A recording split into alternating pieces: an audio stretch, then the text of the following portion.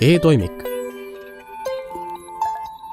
E-toimiku büroo funktsionaalsus on mõeldud eelkõige kohtumenetluses esindajatena osalevatele isikutele nagu advokaadid, juristid, riigiasutuste esindajad ning nende abilised. Isik saab e-toimikus korraga olla seotud vaid ühe bürooga. Büroo funktsionaalsus võimaldab paindlikku töökorraldust ning tagab, et bürool oleks esindaja eemal viibimisel ülevaade kohtuasjas toimuvast. Büroosse on võimalik lisada liikmed, kellel on vastava õiguse olemasolul võimalus vaadata üksteise kohtuasju ning dokumente. Lisaks on büroo liikmetel teise büroo liikme õigustes võimalus esitada kohtule menetlusdokumente ja neid vastu võtta. Büroo liikmele juurdepääsu andmiseks peab olema õiguslik alus. Büroo liikmele juurdepääsu õiguste andmise õigusliku aluse olemasolu eest vastutab juurdepääsu õiguste andja. Büroo liikmel, kes on saanud andmetele juurdepääsu õiguse, on kohustus järgida andmekaitsealastest õigusaktidest tulenevaid nõudeid ja kohustusi ning juurdepääsu õiguste andjal on kohustus järgida, et andmeid töödeldakse üksnes ettenähtud eesmärgil.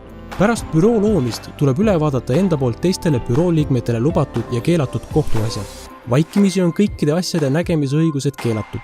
Asjade vaatamisõigust saab reguleerida piirates seda kohtumenetluse liikide kaupa või lubades seda kõikides kohtumenetluse liikides ja piirates ligipääsu üksnes konkreetsetele asjadele. Seejärel saab advokaat e-toimikus määrata büroo seaded, näiteks otsustada, milliseid teavitusi ta soovib saada. Teavitusi on võimalik saada näiteks büroosse liikme lisamise kohta, eemaldamise kohta, lahkumise kohta. Kohtuasja dokumentidega tutvumine teise büroo liikme nimel osutub eelkõige vajalikuks siis, kui kolleeg Paul on puhkusel ja vajab asendamist. Tiina saab vajadusel võtta Pauli eest vastu dokumente, mis kohus on Paulile kätte toimetatavaks teinud. Kuivõrd Paul on andnud ligipääsu Tiinale oma õigustes toimetada, siis teiste menetlusosaliste ja kohtu jaoks teeb toiminguid siiski Paul ning dokumendid loetakse vastuvõetuks Pauli poolt. Selleks, et olla kursis, milliseid dokumente kolleegid teie eest vastu võtavad, soovitame tellida selle kohta vastava teavituse.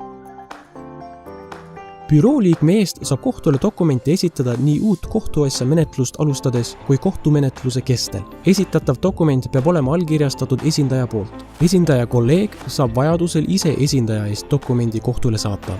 Kui esindaja Pauli kolleeg Tiina saadab esindaja Pauli õigustes dokumendi kohtule, siis kohtule ja teistele menetlusosalistele nähtub, et dokument on esitatud esindaja Pauli poolt. Kasutades büroo funktsionaalsust kolleegi Pauli eest toimingute tegemiseks kolleegi Pauli õigustes, paistab nii kohtule ja teistele menetlusosalistele, et toimingut tegi Paul. Büroo funktsionaalsus loodi kohtumenetluses esindajatena osalevate isikute töökorralduse toetamiseks, tagades seejuures büroos ligipääsu kohtumenetluse dokumentidele igal ajahetkel ja igal pool.